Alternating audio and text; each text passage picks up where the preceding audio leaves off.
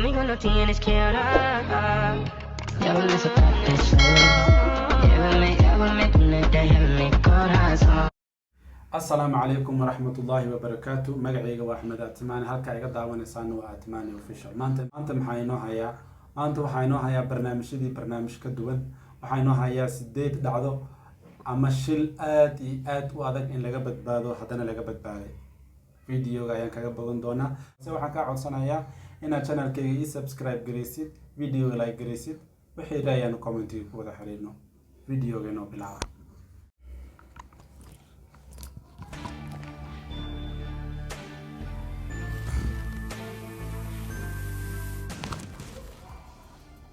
Lindy Harding, a woman from Ledbury, England, survived falling 8,500 feet straight.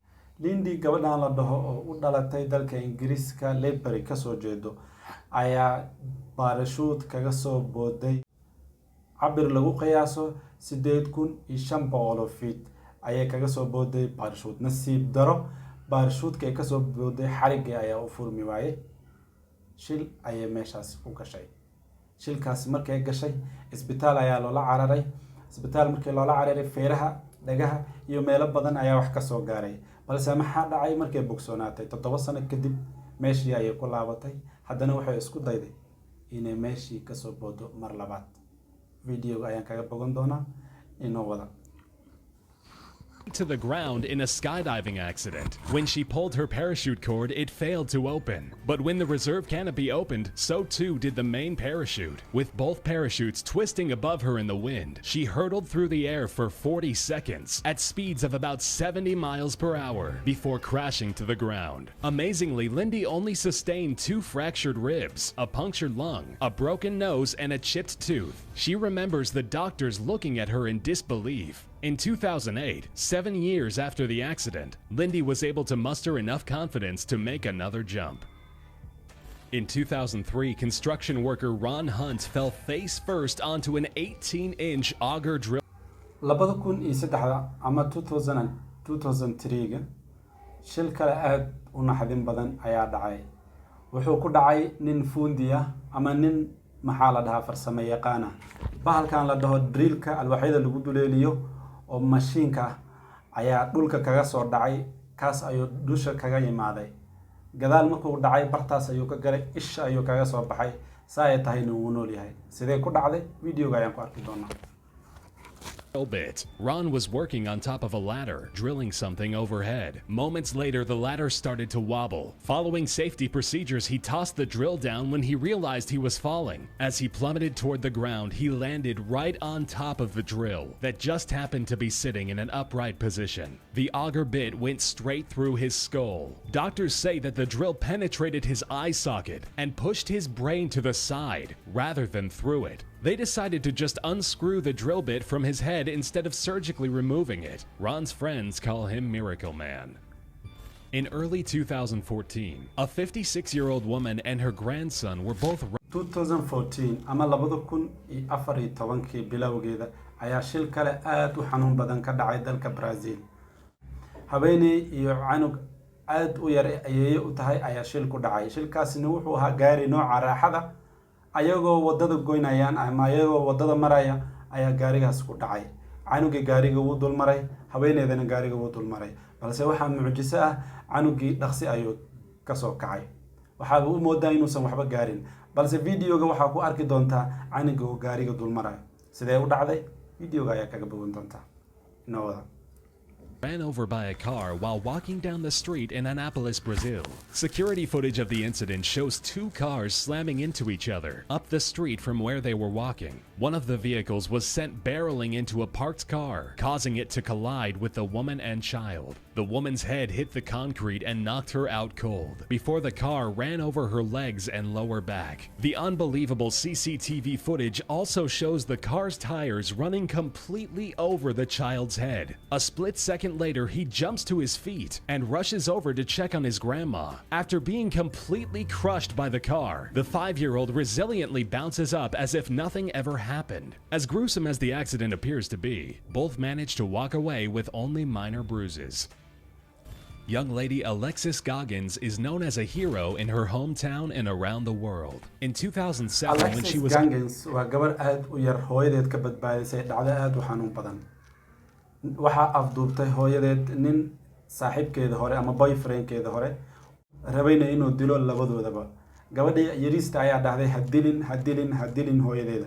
12 xabadood ayuu ku kala dhuftay labadooda. Gabadha yariista ayaa ugu mucjiso badneed halkaas ayay kaga dhacday xabada. Wili way nooshahay. Sidee ku dhacday arrintaas? Videoga ayaa kaga bogan doontaa. Shots at the girl and mother, trying to kill both of them at the same time. Selitha was shot in the head and arm, while Alexis was shot in the eye, left temple, chin, cheek, chest, and arm. Miraculously, both the mother and the daughter survived the attempted murder. Calvin Tilley is currently serving 60 years in prison.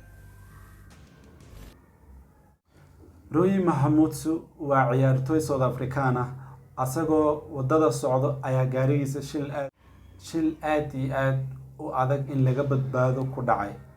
Shilkaasi sidoo u gaaray video ayaa kaga bogan doontii.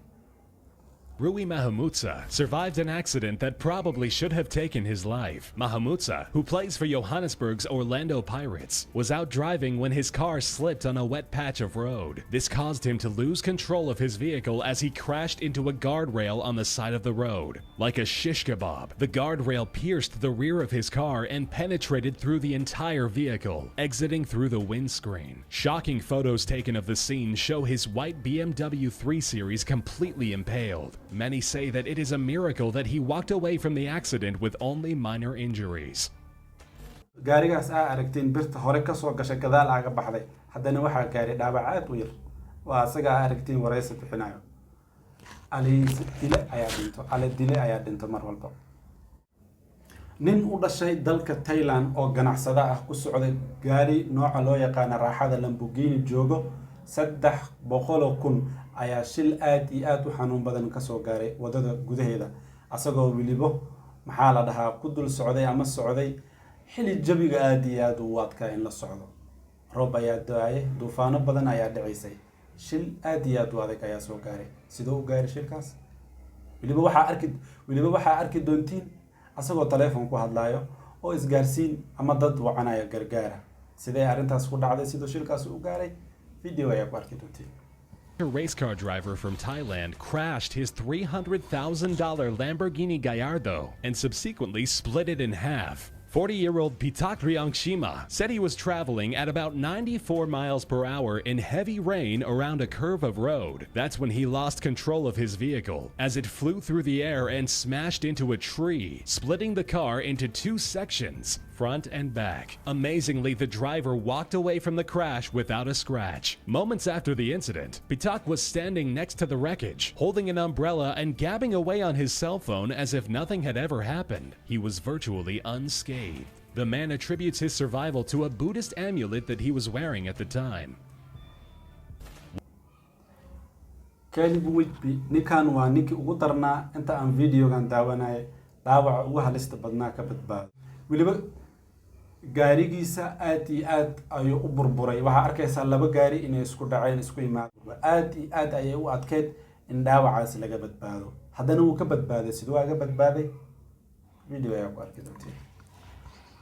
Native Caleb Whitby was found alive and unharmed, smashed between 2 semi-trucks. While driving on a foggy, icy highway going through Oregon, he saw a semi-truck trailer in front of him start to sway. He downshifted, tapped his brakes, and felt his truck slip on the black ice underneath him. He aimed for the back of the trailer as he lost control. When he looked to his right, he saw another truck trailer sliding toward him. His vehicle was sandwiched in between the 2 trailers like a crushed soda can. In an interview, he said, "It was just metal crunching and glass. It was just all fast and loud." Amazingly, Caleb was cushioned inside of the cab of his truck like a cocoon, protecting him from harm. Ahad Israfil dhacdadan aad ay u adag tahay.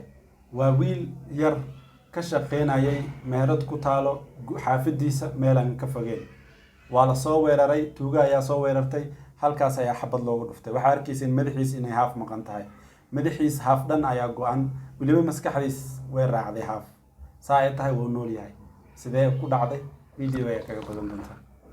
People believe that Ahad Israfil had a guardian angel watching over him back in 1987. Ahad sustained a gunshot to the head that blew off a massive portion of his brain. When he was 14, Ahad was working at a local convenience store in his hometown of Dayton, Ohio. His employer accidentally dropped a gun and shot the top of Ahad's skull, blowing off most of his right hemisphere. He started convulsing on the floor from blood loss and shock. Paramedics rushed him to a nearby hospital, and after a 5-hour operation, he awoke and even tried to speak. His own mother described his head looking like a deflated basketball. Years later, a plastic surgeon constructed a hard silicone implant and filled the cavity of his cranium. The surgeon pulled the skin over it to give him a somewhat normal-looking head. The now 42-year-old man with only half a brain went on to graduate with honors from his local university.